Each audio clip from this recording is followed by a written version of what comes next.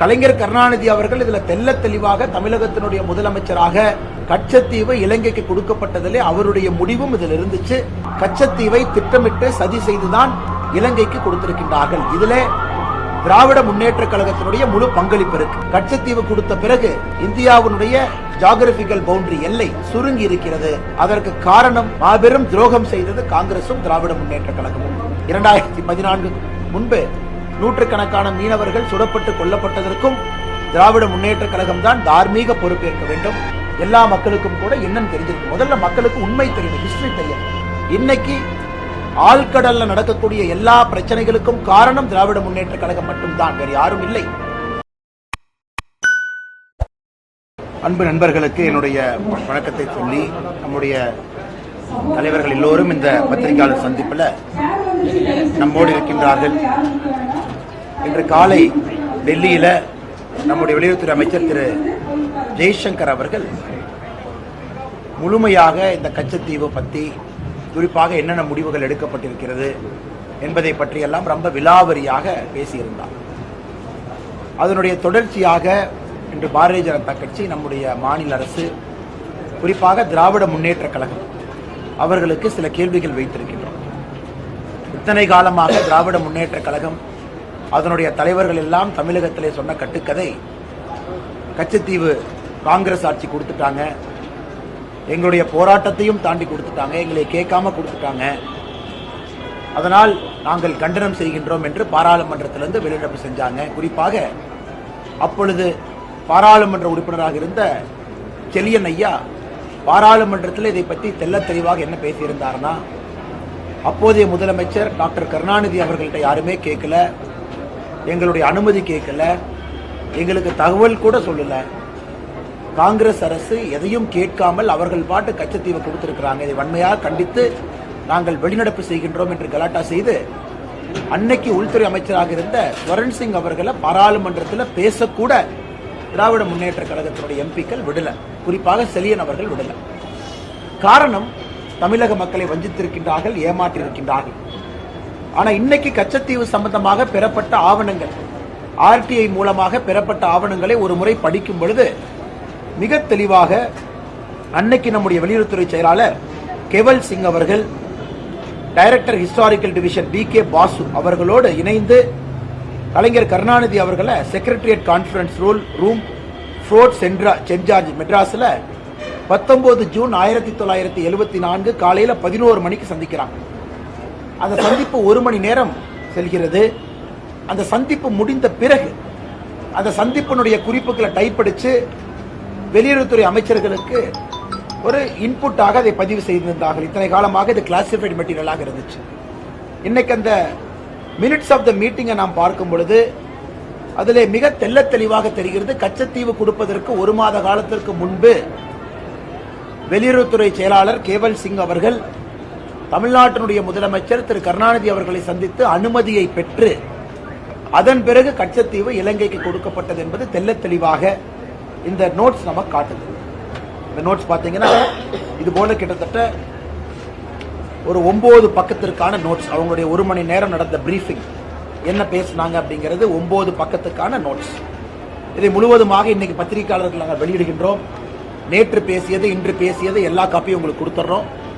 இதுல மிக முக்கியமானது, அன்னைக்கு முதலமைச்சராக இருந்த கலைஞர் கருணாநிதி அவர்கள் கேட்கிறாங்க, இதை ஒரு 2 வருடம் தள்ளி போட முடியுமா? இன்னைக்கு வேண்டாம், 2 வருடம் தள்ளி போட்டு கச்சத்தீவை நீங்க தார வாருங்க, இன்னைக்கு வேண்டாம் என்று சொல்றாங்க. கலைஞர் கருணாநிதி அவர்கள் இதுல தெல்ல தெளிவாக தமிழகத்தினுடைய முதலமைச்சராக கச்சத்தீவு இலங்கைக்கு கொடுக்கப்பட்டதிலே அவருடைய முடிவும் இதில் இருந்துச்சு. அதுல எந்த மாற்று கருத்தும் இல்லை. சகோதர சகோதரிகள், இதை படிக்கும் பொழுது உங்களுக்கும் தெரியும்.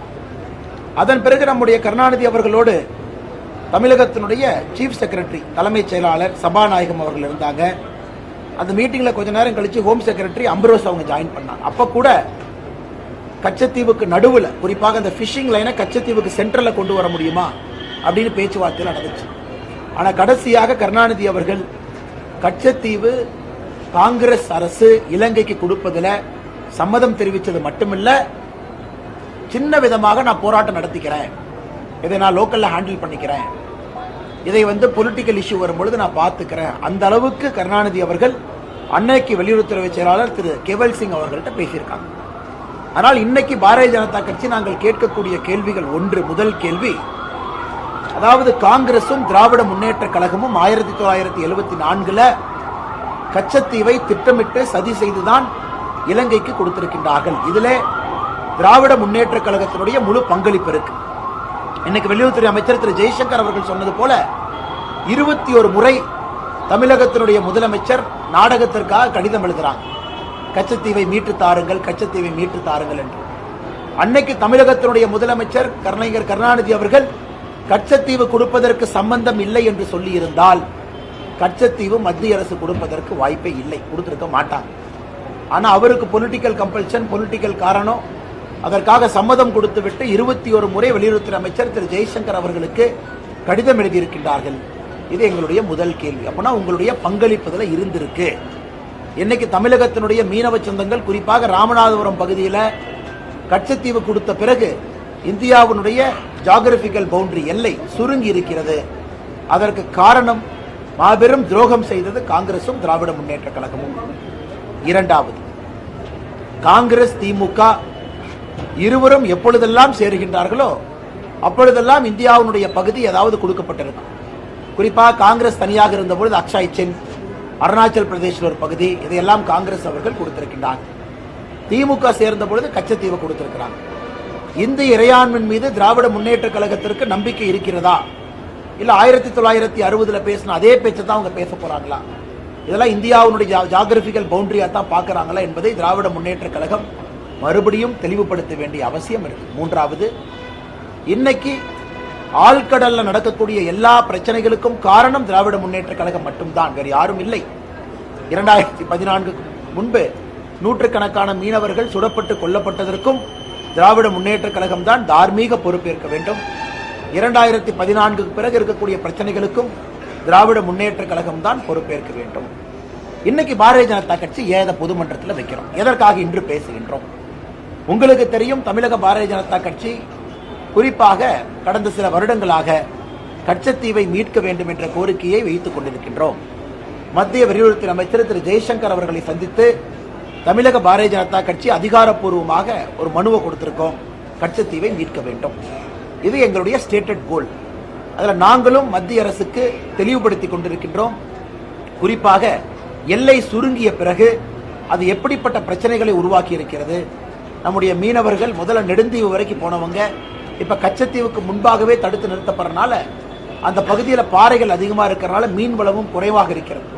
அதனால் நம்முடைய மீனவர்கள் இன்டர்நேஷனல் பார்டருக்கு பக்கத்தில் போனாவே இலங்கை நேவி அவங்க கைது பண்றாங்க. இதற்கெல்லாம் ஒரு பெர்மனன்ட் சொல்யூஷன் என்பது கச்சத்தீவு திரும்ப நம்முடைய நாட்டு கைக்கு வர வேண்டும். அது மட்டும் இல்லாம ஆர்டிகல் 6 அதன்படி தமிழக மீனவர்கள் கச்சத்தீவில் போய் வலைய போடலாம், உலர்த்தலாம், அங்கே கச்சத்தீவில் இருக்கலாம், ஆனா தங்கக்கூடாது என்கின்ற ஆர்டிகல் 6 கூட இந்த அக்ரிமெண்ட்டுக்கு பிறகு ஒரு வருடம் கழித்து அதையும் கூட காங்கிரஸ் ஆட்சி ஃபாரின் செக்ரட்டரி லெவல் கொழும்புல இந்தியாவில் 2 ஃபாரின் செக்ரட்டரி இணைந்து ஆர்டிகல் 6 வாபஸ் வாங்கிட்டாங்க. அதன் பிறகு முழுமையாக கச்சத்தீவு என்பது இலங்கைக்கு சென்று விட்டது. ஆனால் இன்றைக்கு எங்களுடைய நோக்கம் திராவிட முன்னேற்ற கழகத்தினுடைய போலி முகத்திரையை மக்கள் மன்றத்திலே அம்பலப்படுத்த வேண்டும். எந்த அளவுக்கு சதி வேலையை செய்துவிட்டு கிட்டத்தட்ட இதே ஸ்டோரியை கடந்த 45 வருடங்களுக்கு மேலாக கச்சத்தீவு எங்களை கேட்காம கொடுத்துட்டாங்க, எங்கிட்ட அனுமதி கேட்கல அப்படின்னு தம்மாதுமான் பார்லிமெண்ட்ல எல்லாம் குதிச்சு இது ஏதோ காங்கிரஸ் செய்த சதி போல் பேசிக் கொண்டிருக்கின்றார்கள். ஆனால் இன்று நம் அனைவருக்கும் தெரியும், இந்த கச்சத்தீவை தாரை வார்த்தது காங்கிரஸ் மட்டுமல்ல, திராவிட முன்னேற்ற கழகம் சேர்ந்து செய்திருக்கக்கூடிய சதி. கடைசியாக பத்திரிகை மேல அந்த கேள்வியை கேட்பீங்க, கச்சத்தீவை திரும்ப இந்தியா எப்ப கொண்டு வரும்? இதற்கான பதில் இன்னைக்கு வெளியுறவுத்துறை அமைச்சர் திரு ஜெய்சங்கர் அவர்கள் டெல்லியில் நடந்த பத்திரிகையாளர் சந்திப்பில் தெரிவிச்சிருக்கிறாங்க. என்ன சொல்லியிருக்கிறாங்க? அதாவது இந்த பிரச்சனையை தீர்ப்பதற்கு என்னவெல்லாம் சொல்யூஷன் டேபிள் இருக்கோ எல்லாவற்றையும் நம்முடைய மத்திய அரசு ஆராய்ந்து கொண்டிருக்கின்றார்கள். அதற்கு மேல் ஒரு மாநில தலைவராக பாரதிய ஜனதா கட்சி ஏன்னா ஆட்சியில் இருக்கும், இதற்கு மேல் நாம் பேச விரும்பவில்லை. ஏன்னா the ball is in central government's court. குறிப்பாக இன்னைக்கு வெளியுறவுத்துறை அமைச்சர் சொன்ன பதிலே போதுமான பதில். டேபிள் மேல் இருக்கக்கூடிய எல்லா சொல்யூஷனும் ஆராய்ந்து கொண்டிருக்கின்றோம். இதனுடைய அடிப்படை என்னன்னா, தமிழகத்தினுடைய மீனவ சொந்தங்கள் பாதிக்கப்படக்கூடாது, அதற்காக எல்லா ஆங்கிளையும் பார்த்துக்கிட்டு இருக்கோங்கிறாங்க. ஆனால் நிச்சயமாக நல்ல முடிவு இந்திய அரசு எடுப்பார்கள் என்கின்ற முழு நம்பிக்கை எங்களுக்கு இருக்கு. காரணம், இது மோடி அவர்கள், ஜெய்சங்கர்ஜி அவர்கள் இவர்களெல்லாம் தனி கவனம் இதில் செலுத்துறாங்க. ஆனால் இன்னைக்கு நாம் தெரிந்து கொள்ள வேண்டும், இது இல்லீகலி இலங்கைக்கு கொடுக்கப்பட்ட ஒரு பகுதி. இதுதான் உண்மை. இது அன்னைக்கே அடல் பிகாரி வாஜ்பாய் ஐயா பாராளுமன்றத்தில் மிக மிக கடுமையாக எதிர்த்திருந்தார்கள். இன்னைக்கு பத்திரிகை நண்பர்களுக்கு சம்பந்தமான கேள்வி இருந்தால் கேளுங்கன்னே பதில் சொல்லுங்க.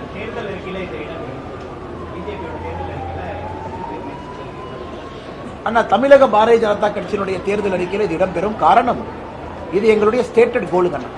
2 ஆண்டுகளாகவே இதை பற்றி பேசிக் கொண்டிருக்கின்றோம். அதிகாரப்பூர்வமாக பத்திரிகை செய்தி குறிப்பில் இருக்கு.